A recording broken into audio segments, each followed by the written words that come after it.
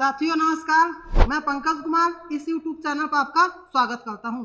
जैसा कि हमने आपको पिछला वीडियो में किसी संख्या के गुणनखंड की संख्या निकालना बताए थे, जैसे में 120 के कितने गुणनखंड है, 200 के कितने गुणनखंड होते हैं, ये बताए थे। इस वीडियो में हम आपको किसी भी संख्या के सभी गुणनखंड का योग कितना होगा वो बताएंगे। चलिए हम शुरू करते हैं।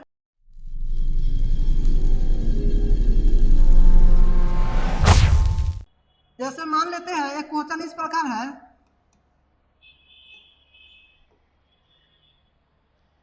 एक 120 के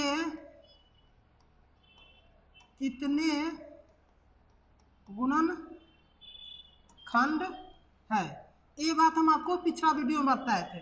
तो पूछा जाएगा 120 के कितने गुणनखंड है, तो हम बोले थे क्या कीजिएगा, 120 के अभाज्य गुणनखंड कर लेना है। यहाँ 120 लिख लेंगे और इसका अभाज्य गुणनखंड कर लेंगे। केवल अभाज्य संख्या से लगाना है। तो अभाज्य संख्या से 2 से लगाएंगे 120 में तो कितना होगा 60, 2 से लगाएंगे तो कितना होगा 30, 2 से लगाएंगे तो कितना होगा 15, 3 से लगाएंगे कितना होगा 5, 5 से लगाएंगे कितना होगा 1। हो गया।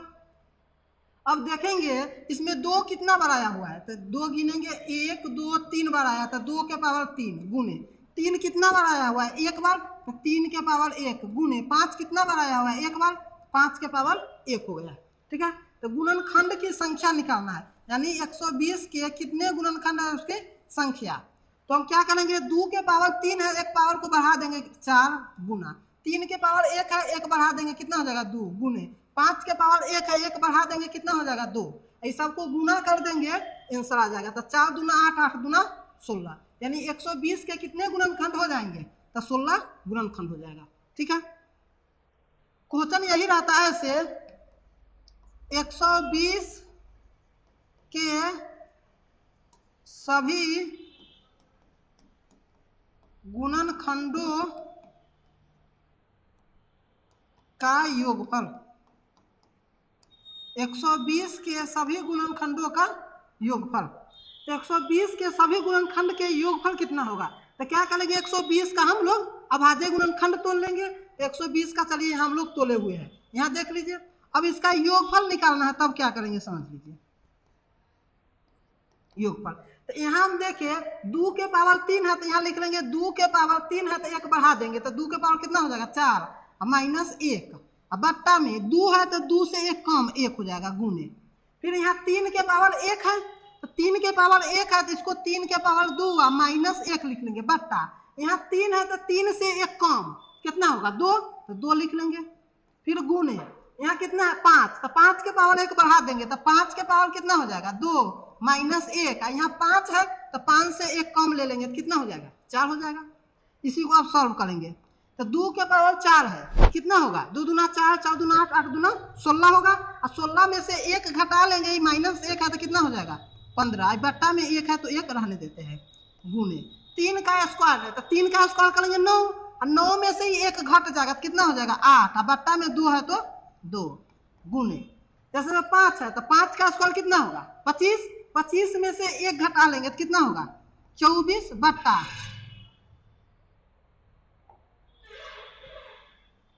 जैसे 5 का स्क्वायर 25, 25 में से 1 घटा लिए 24, अब बट्टा में 4 है तो क्या करेंगे 4 लिख लेंगे। ठीक है, इसको कैंसिल कर देंगे, 2 से 8 कट जाएगा 4 बार में, इस 4 से इस 4 को हम काट देंगे, और क्या करेंगे अब ऊपर 15 गुने 24 बच गया। ठीक है, तो 15 को 24 से गुना करेंगे, 15 गुने 24, 24 को हम लोग 6 गुने 4 लिख सकते हैं, 15 छक्का 90, 90 गुने फिर 4 यानी 360 हो जाएगा।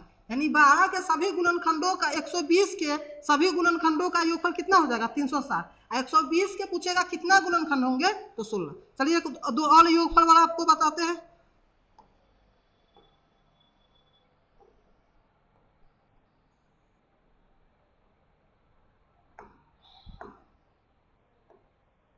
मान लीजिए क्वेश्चन है 3 नंबर में इस प्रकार, मान लीजिए लिखा हुआ है 400 के सभी 400 के सभी गुणनखंडों का योगफल क्या होगा, 400 के सभी गुणनखंडों का योगफल क्या होगा। अब लिखा हुआ है 400 के, यानी 400 है ना, उसके सभी गुणनखंड का योगफल कितना होगा। ठीक है, तो हम सबसे पहले क्या करेंगे, 400 का अभाज्य गुणनखंड कर लेंगे। तो यहाँ 400 है तो 400 का अभाज्य गुणनखंड 400 लिख लिए, इसका अभाज्य गुणनखंड तो केवल अभाज्य संख्या से लगाएंगे। अभाज्य संख्या कितना है, 2 है, तो 2 से लगाएंगे 400 का तो 200, फिर 2 से लगाएंगे कितना हो जाएगा 100, फिर 2 से लगाएंगे कितना होगा 50, फिर 2 से लगाएंगे कितना होगा 25, फिर 5 से लगाएंगे कितना होगा 5, फिर 5 से लगाएंगे कितना होगा 1। हो गया।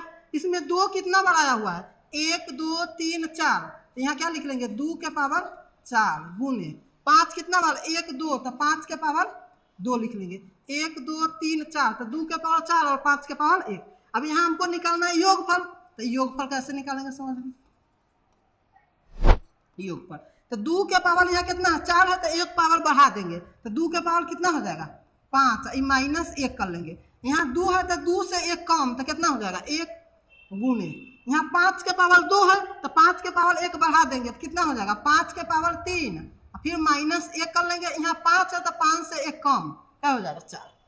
ठीक है, चलिए अब 2 के पावर 5 है तो इसका मान कितना होगा 32, गुना करेंगे तो 2 दूना 4, 4 दूना 8, 8 दूना 16, 16 दूना 32, 32 में से ही 1 घटा लेंगे, कितना हो जाएगा 31, बट्टा में 1 है तो 1, गुने 5 का क्यूब है तो 5 का क्यूब 125 होगा, 125 में से क्या करेंगे 1 घटा लेंगे, 5 का क्यूब 125, 125 में से 1 घटेगा तो 124 बट्टा 4 है तो 4 लिख लिए।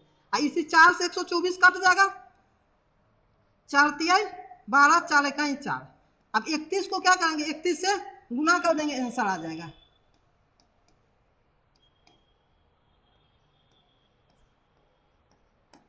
यहाँ 9 6 1 आ जाएगा, 961 आ जाएगा, यानी 400 के सभी गुणनखंडों का योगफल कितना होगा 961 होगा। चलिए अगला क्वेश्चन इसी टाइप से एक और बता देते हैं।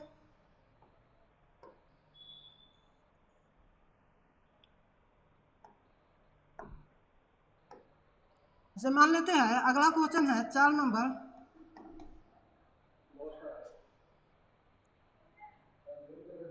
लिखा होगा 120 के सभी गुणनखंडों का योगफल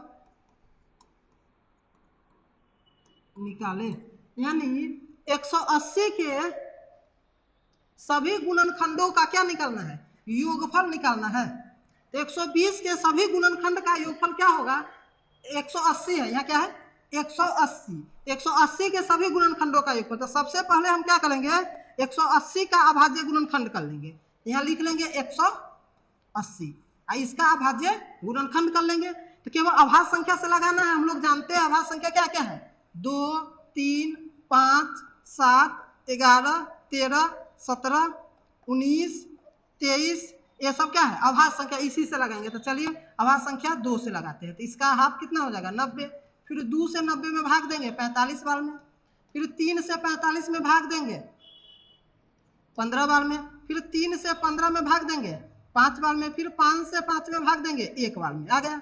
अब देखिए इसमें 2 का बार आया हुआ है 2 बार, तो 2 के पावर 2 लिख लेंगे। 3 का बार आया हुआ है 1 2 बार, 3 भी 2 बार, तो 3 के पावर 2, 5 1 बार आया हुआ है तो 5 के पावर 1 लिख लेंगे। हो गया। अब हमें क्या निकालना है इसका योगफल निकालना है, तो लिख लेते हैं योगफल। हो गया। चलिए तो यहाँ 2 के पावर 2 है तो 1 पावर बढ़ा देंगे, तो 2 के पावर कितना हो जाएगा 3, अब माइनस 1, यहाँ 2 है तो 2 से 1 कम, कितना हो जाएगा 1 गुने, यहाँ 3 के पावर कितना है 2 है, 1 पावर बढ़ा दीजिए तो 3 के पावर 3 माइनस 1, यहाँ 3 है तो 3 से 1 कम, कितना हो जाएगा 2 गुने, 5 के पावर 1 है तो पावर 1 बढ़ा दीजिए, 5 के पावर 2 माइनस 1, बट्टा में 5 है तो 5 से 1 कम, क्या हो जाएगा 4 हो जाएगा। अब बताइए 2 का क्यूब करेंगे क्या होगा 8, 8 में से 1 घटा लेंगे तो कितना हो जाएगा 7, बट्टा में 1 है तो 1 रहने दिए, गुना 3 का क्यूब कितना होगा 27, 27 में से 1 घटा लेंगे कितना हो जाएगा 26, अब बट्टा में 2 है तो 2 हो गया। ठीक है। चलिए 5 का स्क्वायर है तो 5 का स्क्वायर कितना होगा 25, 25 में से 1 घटा लेंगे 24 बट्टा 4 हो जाएगा। ठीक है, अब क्या करेंगे, इसी को सॉल्व करेंगे, आंसर आ जाएगा। चलिए, तो 2 से 26 को काटेंगे कितना बार में, 13 बार में। 4 से 24 को काटेंगे 6 बार में।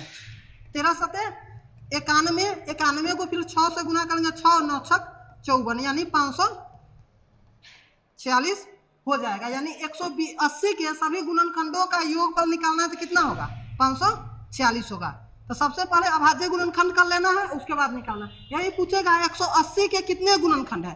पिछला वीडियो में हम आप लोग को बता चुके हैं, 180 के पूछेगा कितने गुणनखंड है, गुणनखंड की संख्या, तो ये निकालना और आसान है। तो 180 का अभाज्य गुणनखंड ऐसे कर लेंगे। अब देखिए, इसमें 2 2 बार आया तो 2 के पावर 2, 3 2 बार आया 3 के पावर 2, 5 1 बार आया 5 के पावर 1। इस पावर को 1 बढ़ा देंगे, 2 है तो कितना लिख लेंगे, 3 गुने 5 के पावर 3 के पावर 2 है तो 1 बढ़ा देंगे 3, 5 के पावर 1 है तो 1 बढ़ा देंगे कितना, 2, सबको गुना कर देंगे, 3 3 9 9 दूना 18।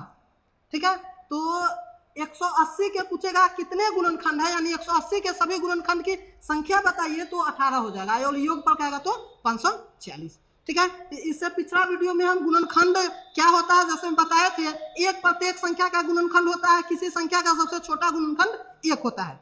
ठीक है, इसी प्रकार बताए थे, किसी भी संख्या का सबसे बड़ा गुणनखंड वह संख्या स्वयं होता है। किसी भी संख्या का गुणनखंड क्या होता है, सीमित होता है। गुणनखंड के जितना भी गुण था पिछला वीडियो में आपको हम बता चुके हैं, इससे पिछला वीडियो आप लोग अवश्य देख लीजिएगा। धन्यवाद।